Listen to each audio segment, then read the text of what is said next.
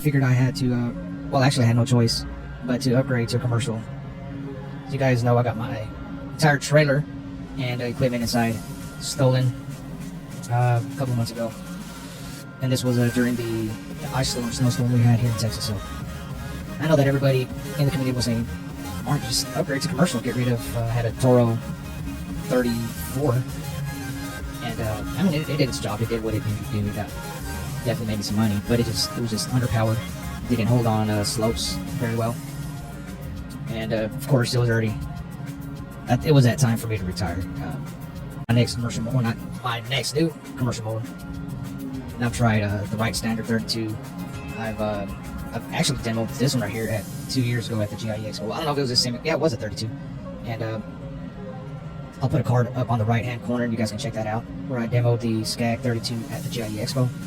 Of course, I wasn't able to cut grass or mow grass with it, but with a lot of my friends that own the Skag, everybody swore that this was probably the third or fourth time that I'm using this machine. So of course my lines aren't even going to be straight.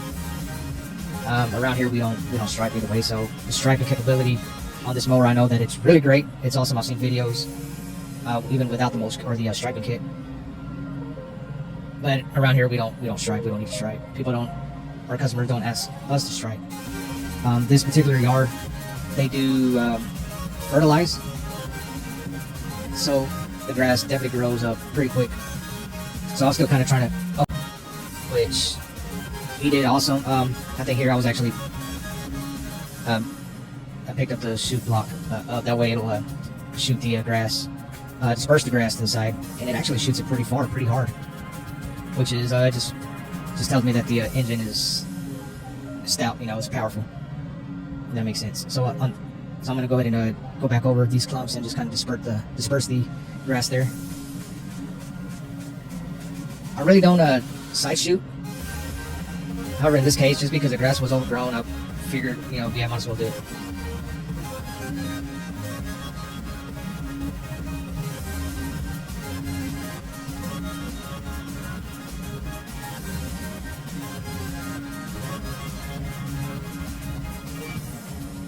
But I can't believe I was actually push mowing this with a 21-inch push mow. Of course, whenever I had my 34-inch zero-turn Toro, I mean, it wasn't as bad either. But of course, whenever I got my stuff stolen, I had no choice but to push mow this yard. And I think, I don't know, maybe getting my equipment stolen, that had to happen in order for me to purchase a commercial mower. Because, like, if I still had my equipment, I don't think I would pull the trigger on this V-Ride.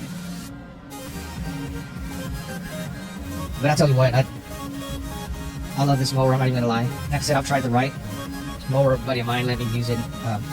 He actually let me not use it, but no, he did. He let me use it for a couple of my properties, and I demoed it. I'm gonna leave the card on the upper right corner. Y'all guys can check that out as well. But it had a good cutting quality. The only thing I didn't like was the controls. I think it had too many. I think it had two sets of controls actually. So your hands would always have to be jumping back and forth, jumping back and forth. I want to always be. I just didn't feel secure. You know what I'm saying? And it was just to me, it was just awkward. What stand on do you have and what size? Like I mentioned, this one's a 32. And the reason I went with a 32 was obvious, right? So I can get through gates, my smaller gates. Come to find out though, the reason I got it was this one particular yard where the yard is big, but the gate was small, and I still can't get this mower back to there. So I'm still push mowing that particular yard with a big backyard, small gate. So I'm gonna see if I can't upsell and gate upgrade. Not so. I'm still debating whether to shoot that to the customer or not.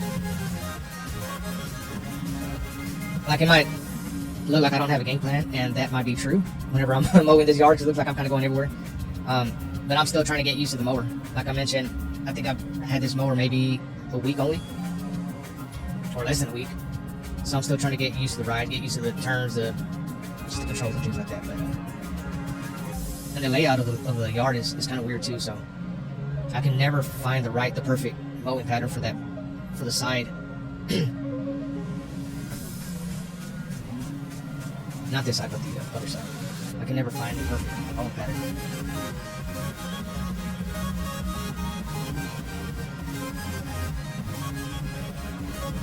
But I am pleased, and satisfied with this mower for sure. And somebody like me with herniated disc, standing up really saved my back. Like seriously.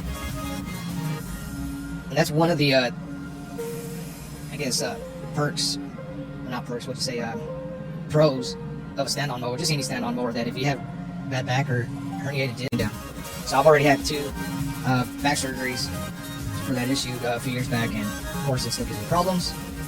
And especially whenever I was on the zero turn and I was sitting down, my right leg would just flare up in pain. And, oh man, it's just not good. But standing up is actually, because they say walking is good for your disc either way, so using a stand-on definitely helps cut back on the pain and injury to the disc.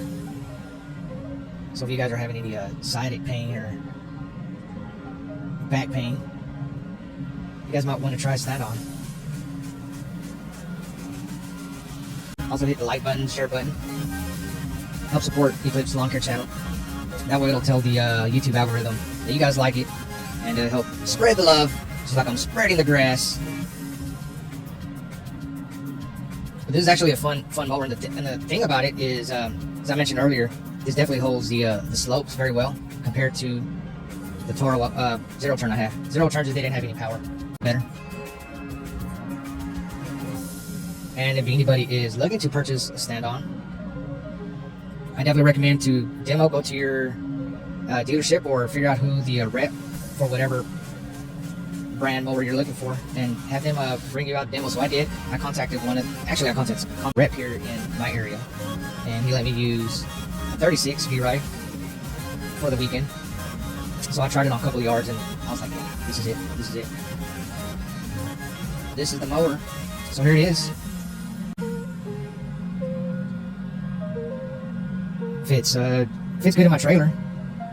So if I ever wanted to convert my truck into a flatbed, this would definitely fit in the back of my truck as well.